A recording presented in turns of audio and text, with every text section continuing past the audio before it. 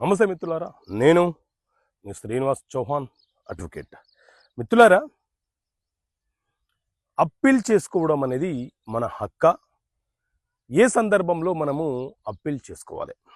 So మిత్రులారా, మన దేశంలో సివిల్ వివాదాల పరిష్కారం కోసం సిపిసి సివిల్ ప్రొసీజర్ కోడ్ అనే చట్టం ఉంది. ఈ చట్టంలో మనకు ఒక 158 సెక్షన్స్ ఉంటాయి, 51 ఆర్డర్స్ ఉంటాయి.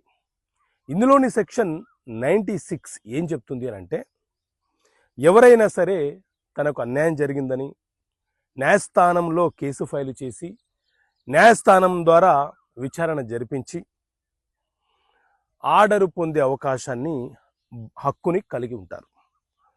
ఒకవేళ జూనియర్ కోర్టులో కానీ సీనియర్ కోర్టులో కానీ తనకు న్యాయం జరగలేదని, తనకున్న ఎవిడెన్సెస్ని న్యాయస్థానము సరిగా పరిశీలన చేయలేదని, నాకు కింది కోర్టులో న్యాయం జరగలేదు కాబట్టి నేను పై కోర్టులో అప్పీల్ చేసుకుంటాను అని అంటే, అది ప్రతి వ్యక్తికి ఉండే ఒక చట్టపరమైనటువంటి హక్కు.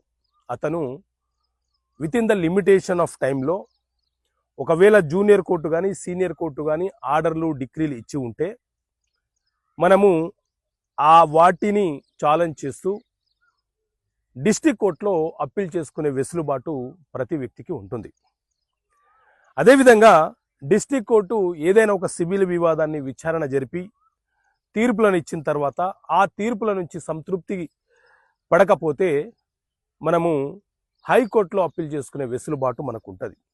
అయితే ఒకవేళ సివిల్ వివాదంలో భాగంగా విచారణ జరుగుతున్న క్రమంలో ఇరు వర్గాలు, ఇరు పార్టీలు కొన్ని షరతులను, కొన్ని కండిషన్లను పెట్టుకొని రాజీ చేసుకొని కేసుని క్లోజ్ చేసుకున్నారు అనుకో, ఆ సందర్భంలో మాత్రము ఆయా పార్టీలకు అప్పీల్ చేసుకునే వెసులుబాటు ఉండదు. న్యాయస్థానం ఇచ్చినటువంటి తీర్పులకు అసంతృప్తికరంగా ఉంటేనే మీరు అప్పీల్ చేసుకోవాలి. కానీ మీరిద్దరూ కాంప్రమైజ్ అయిపోయి కండిషన్లతో, షరతులతో కాంప్రమైజ్ అయిపోతే తిరిగి అప్పీల్ చేసుకునే వెసులుబాటు పార్టీలకు ఉండదు. ఓకే మిత్రులారా, థ్యాంక్ యూ. జై హింద్.